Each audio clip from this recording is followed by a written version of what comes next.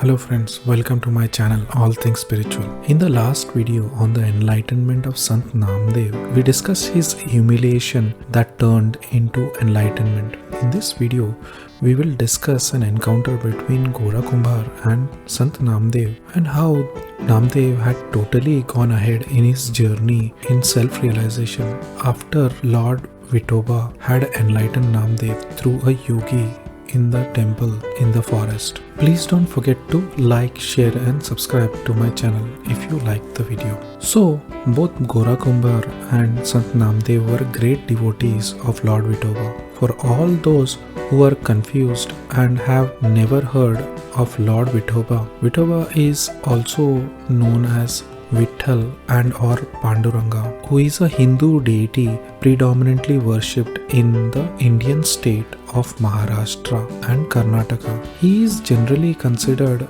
as the manifestation of Lord Vishnu or his avatar Krishna. Vithoba is often depicted as a dark young boy standing with his arms beside his waist on a brick, sometimes accompanied by his consort Rakumai. So we talked about Namdev's enlightenment in the last video, and after his enlightenment, he went very far ahead in his spiritual journey and left everyone far behind. Both Gora Kumbhar and Namdev started off as devotees, but at the end, Namdev was far ahead of Gora. This video will depict some of the true incidents in Gora's life and will expel some of the myths that are floating on the internet around the life of Gora Kumbhar. So please stay till the end to get to know the real truth of the incidents surrounding Gora Kumbhar. I might have to make another video regarding this as it might turn out to be a longer video. Gora, a very sincere devotee of Vithoba,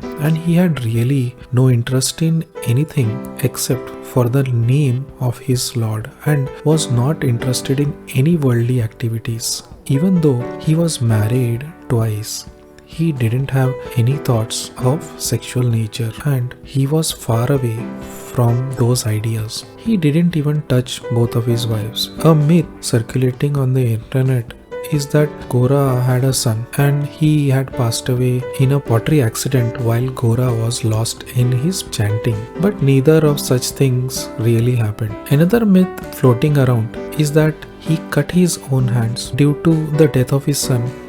He then took a sword and chopped off his hands, and this is also not true. Gora was a man of very sound intelligence, akin to what Sri Krishna calls the sage of the steady mind. Please do check that video and I will link it above if you have not already done so. He left everything upon God. Even when he had to marry the second time, he told his father-in-law that I have no such interest, and told his first wife that even since you insist only and for the future of your sister and on the insistence of your father only that I am marrying for the second time, but I have no interest in the worldly life as I haven't touched you even for a single day in my life. Such was a man who was aloof and always just lost in the chants of his Lord, and he had really no interest in making money, even though he had a flourishing business of his own and he made a lot of money from it. He had really no attachment to affluence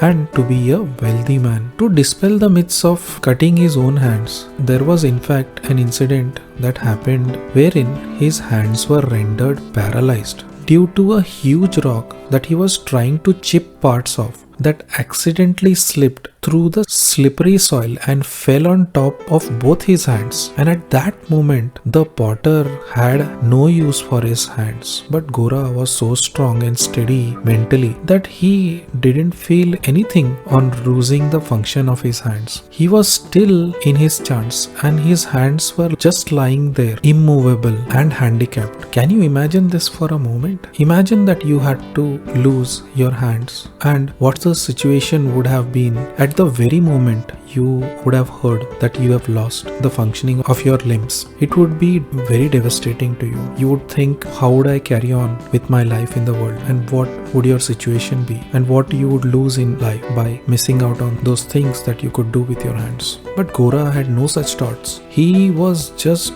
not even thinking about his wrist that had been paralyzed. He, in fact, was still engrossed in his chants during that moment, and he continued as though nothing had happened. And as he had lost the workings of his hands, his wife used to then tease him that he should go and ask for his hands back from his lord Vithoba. To which Gora said, "Is there anything unknown to him, and doesn't he know this already? If it's planned for me to get better, definitely it would happen." And he carried on with his life, and his two wives helped him under his supervision to build pots during the time of his handicap. During this time and many other times too, he used to visit Namdev and hear his bhajans or songs of devotion. He used to get mesmerized hearing the hymns. Namdev used to sing those hymns with great devotion, and in those devotional songs, as they were sung with love, they had great strength in them. And on one such occasion, Namdev sang his hymns with such enchantment that Gora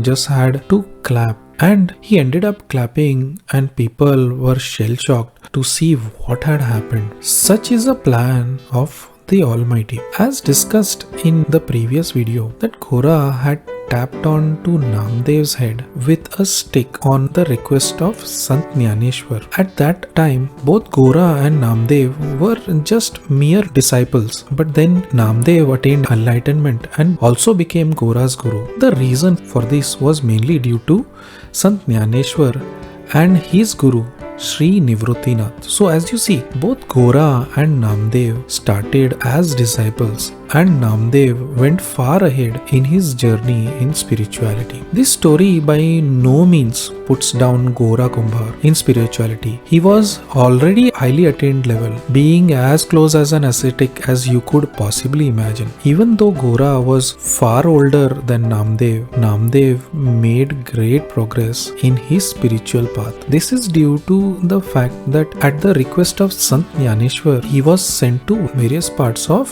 India, mainly Maharashtra, which connected him to various communities and each of those remote villages, and he was able to spread the message of the Lord through his bhajans. So you see, Gora was the one who tapped on Sant Jnaneshwar's head, stating that he wasn't ready, as I discussed in the prior video. And then Sant Namdev attained enlightenment and went far ahead to be able to fix Gora's handicap through his bhajans. How did you like the video on Namdev fixing Gora's handicap? Please do let me know in the comment section below. Please don't forget to like, share and subscribe to my channel, and I will see you next week with a new video.